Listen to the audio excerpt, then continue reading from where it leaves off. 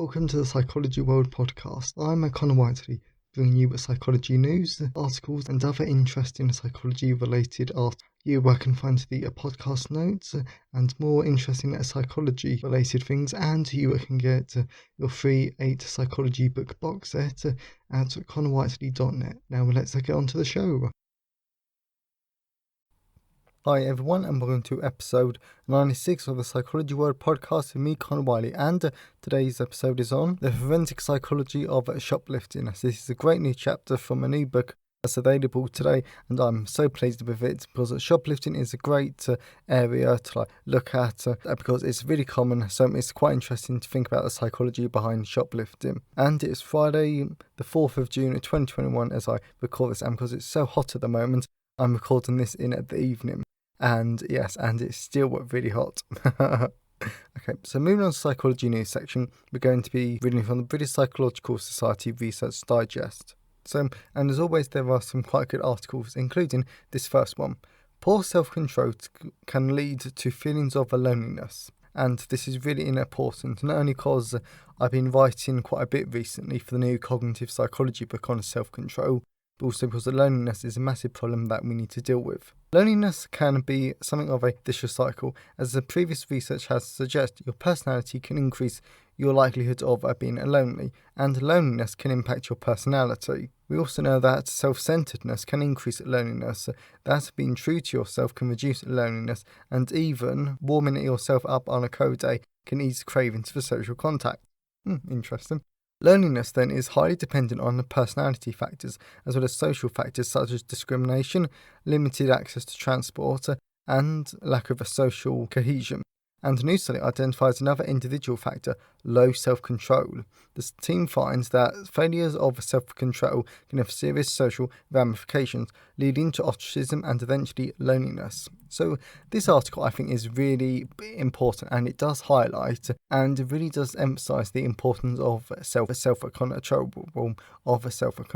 because what I've been writing about recently is about how self-control can impact criminality, and it can also impact other cognitive but also social processes though. So for example in this article, very true though, because if someone can't control themselves or have a conscious awareness over things that they say and the like, then it's very likely that this will lead to a social conflict, leading to ostracism and eventually loneliness.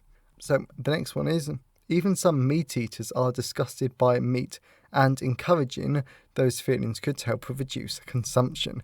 This I think is quite good, especially as I've been doing a great section in the personality psychology book this week that actually looks at right-wing authoritarianism and social dominance orientation, which are basically two personality factors that can affect hate and outright discrimination against vegans and vegetarians. So by going back to the article, while some vegetarians yearn for meat and occasionally give in to temptation, others who eschew animal products find meat repulsive. Those who go veggie for moral reasons, as opposed to those who do it for their health, are particularly likely to find meat disgusting, even if they previously enjoyed its taste. But it isn't just vegetarians who find the look of meat disgusting. Sometimes meat eaters do too, according to a recent study. And in a world where many of us are being encouraged to give up meat for the sake of the environment, the researchers suggest that harnessing this disgust could be a way of reducing intake when other techniques fail. And this, I think, is rather clever, because we all know that there is a link between our emotions and our cognition, and vice versa. And another way that we can look at this is that if we decide to form a learning association between the sight of meat and us feeling this via potion, then that's another good technique that could lead more people to reduce their meat intake. So I'm not really sure if people would necessarily encourage this or use this research in real life, but I think if they do, then it will prove to be very interesting. Okay, so we will do one more. Financial stress. I think most of us can relate to this at some form or another. So, financial stress in early adulthood is related to physical pain decades later. Pain is not a purely biological phenomenon. Discrimination, anxiety around work, and general mental strains have all been shown to contribute to the experience of chronic pain. Many researchers therefore take a biopsychosocial approach, which of course this podcast is a massive fan of. exploring the multifarious factors that impact on and are impacted by pain. A new study in stress and health explores the long-term consequences of social factors on the pain. The researchers specifically focused on families in the 1980s farm crisis in the US Midwest, a period where many lost their jobs, land values crashed, and businesses failed, and find that financial stress is related to experience of the pain nearly 30 years on. So there's not a great amount of things that I can say about this. It's just that, well, I would definitely say try not to get stressed about stuff because it does have long-term consequences. And if you go to connorwhiteley.net/books, and then if you scroll down to the bottom of the page, there is an amazing TED Talk that I cannot recommend enough. That's on the psychology of stress, and it will. And I don't know, I think it definitely has the potential to change your life and how you look at stress. I cannot recommend it enough because it's definitely helped me, and it's also a lot healthier way. So that's the psychology news section. So let's move on to the personal update. So, but this week I've mainly I've been taking advantage of the hot weather here in the UK, and then I've also been doing some gardening and basically just relaxing after the exams and the university year. But then I've also been doing some other interesting things that were not that I'm going to go into too much details that were because most of the things on my list, because every week I make a list of things that I want to talk about in the personal update, but most of them are related to my author podcast on the list. So, but the only things of a possible interest that I wanted to mention though was that I finally finished the personality psychology book. I finished that today. So that's really good. And as I mentioned last week though, it's such a good book. I absolutely love it because it really goes into so much depth about personality psychology. I think it's coming in at about 38,000 words, so it goes into so much depth, and there's a lot of me and my personal opinions in it, what I think of the research, where I think the future of the research could go, and then it's also filled up with tons of stories and ideas about how this actually relates to everyday life, because let's face it, lots of psychology you just cannot relate to everyday life. And then the only other thing of interest though, but is that I'm continuing with writing these reflections.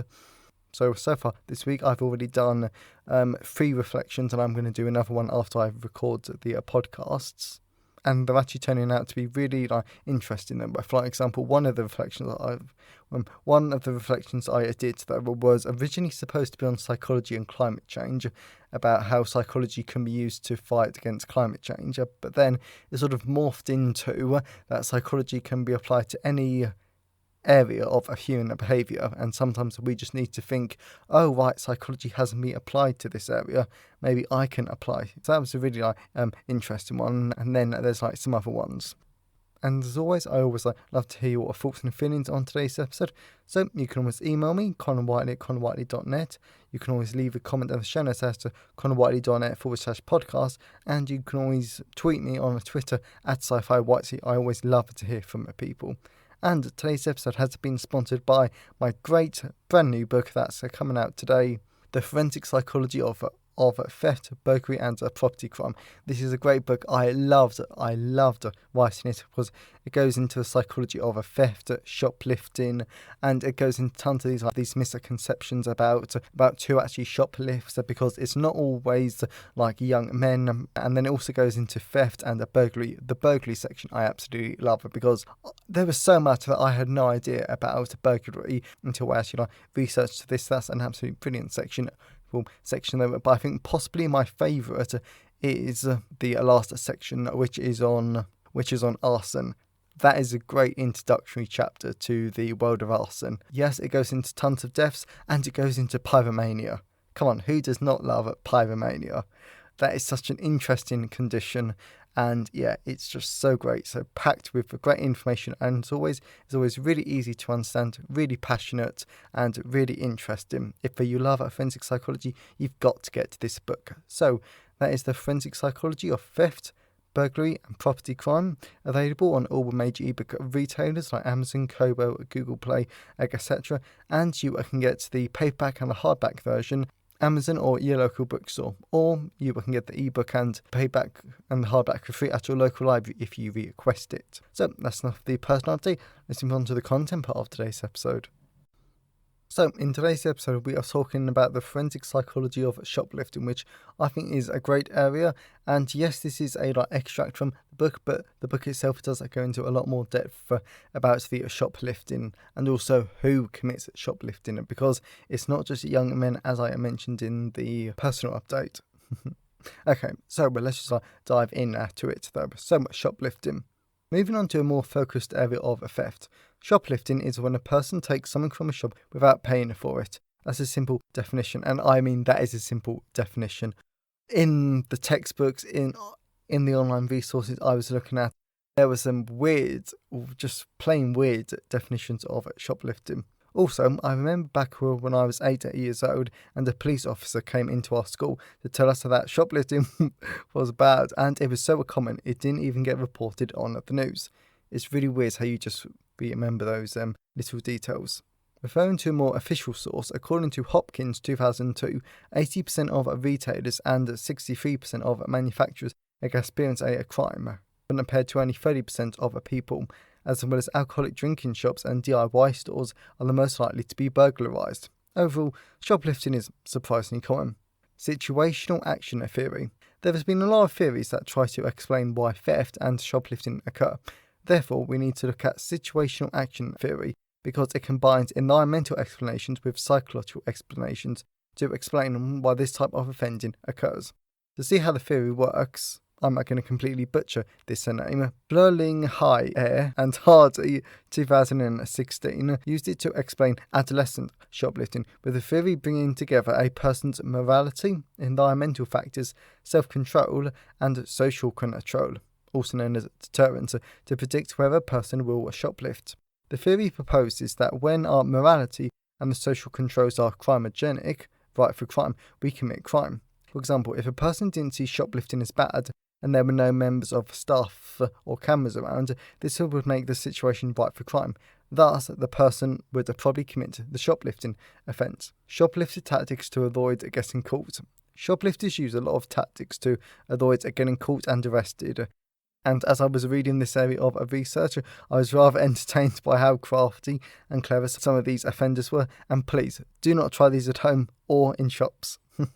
Just don't try them anywhere. The main tactic we'll look at is from Lashley, Jack and Fisher 2005, when they try to find the most common tactic for shoplifting is blending in with shoppers. And at first this might sound simple and rather boring, which it really does. At first I was like, yes, this is nothing new, but when you actually think about it, it's not as straightforward as you might think though, because the shoplifter needs to employ a mental schema, which is a deeply rooted mental representation or framework that affects how we encode, store and retrieve information, and how normal shoppers speak, act and communicate based on their own experience. Additionally, the researchers interviewed the shoplifters, and the offenders said that shoplifting happens in 3 stages. Firstly, they enter the shop to find an item to steal, and they show signs of being a normal shopper by getting another trolley, and they examine other items. Next, the shoplifter takes the item, and this is quite clever. So the clever way of what they do is that they use the phone and they hold it closer to the object before taking both the phone and the object away at the same time. Then the third stage is to leave the shop in a normal manner to avoid drawing suspicion. On a more practical note, these tactics make it difficult for security to catch the shoplifters, especially when the shoplifters merge into large groups of people. And one way to deal with this is to look out for a particular type of person. But if arrests are systematically biased, then looking for a particular type of person will reproduce the bias, and this could be considered oppressive. And I completely agree. This is why I absolutely hate going into a certain shop, though, when I was 17 to 19, because I would always be stopped. So now, if you go to connorwiley.net/about, you will see pictures of me. I do not look like a shoplifter. I do not look like some sort of criminal, but these people would always stop me. And I could not understand why, except for the thing that I was a young male. And young males, they always shoplift, apparently, which I think is absolutely disgraceful and just ridiculous. So I really hope that you enjoyed that short extract from the book. So that is The Forensic Psychology of Theft, Burglary and Property Crime. I absolutely love this book. And if you wanted to learn more about these great forensic psychology areas, then it's available on all major ebook retailers, and you can get the paperback and hardback versions from Amazon or your local bookstore. And if you know anyone who would find today's episode useful, then please tell them about it. I'm always really grateful when you help spread the word about the podcast. So have a great day, everyone, and I'll see you next time. Thanks for listening today. I hope you enjoyed it. If you want to see the show notes, then please go to connorwhiteley.net. And if you want a free 8-book psychology box set, then please go to connorwhiteley.net. Have a great day, and I'll see you next time.